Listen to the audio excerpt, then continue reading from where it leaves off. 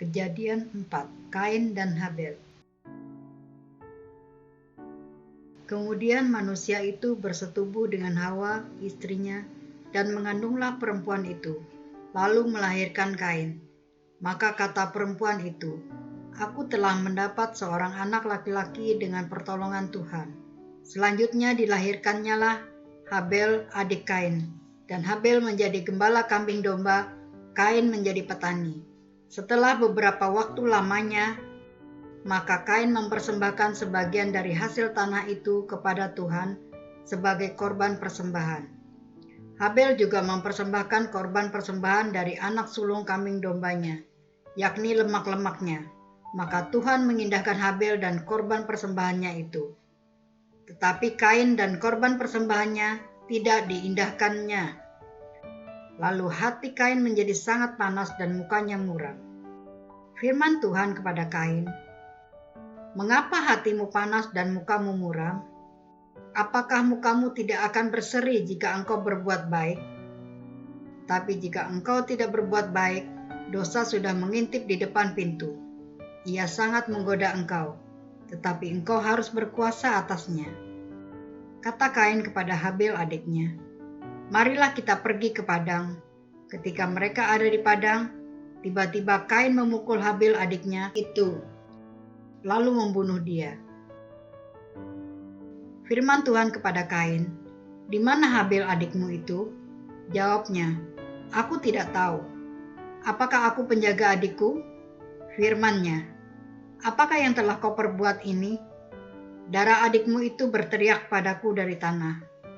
Maka sekarang terkutuklah engkau, terbuang jauh dari tanah yang mengangakan mulutnya untuk menerima darah adikmu itu dari tanganmu.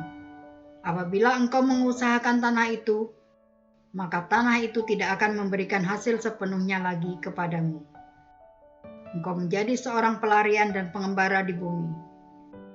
Kata Kain kepada Tuhan, "Hukumanku itu lebih besar daripada yang dapat kutanggung. Engkau menghalang aku sekarang dari tanah ini dan aku akan tersembunyi dari hadapanmu, seorang pelarian dan pengembara di bumi.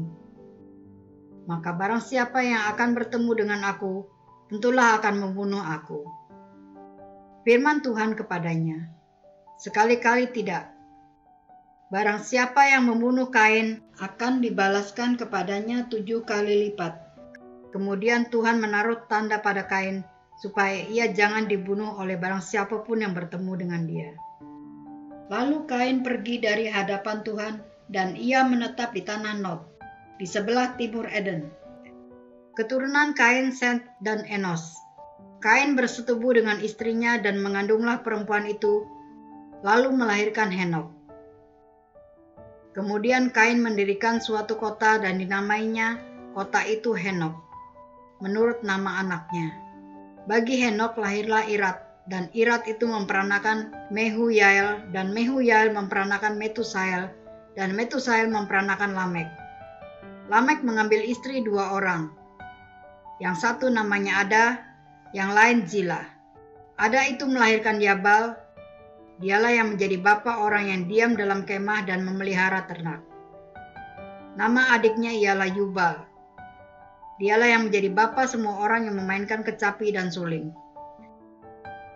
Zila juga melahirkan anak, yakni Tubal Kain, bapa semua tukang tembaga dan tukang besi. Adik perempuan Tubal Kain ialah Naamah. Berkatalah Lamek kepada kedua istrinya itu, "Ada dan Zila, dengarkanlah suaraku. Hai istri-istri Lamek, pasanglah telingamu kepada perkataanku ini. Aku telah membunuh seorang laki-laki karena ia melukai aku, membunuh seorang muda karena ia memukul aku sampai bengkak. Sebab jika Kain harus dibalaskan 7 kali lipat, maka Lamek 77 kali lipat."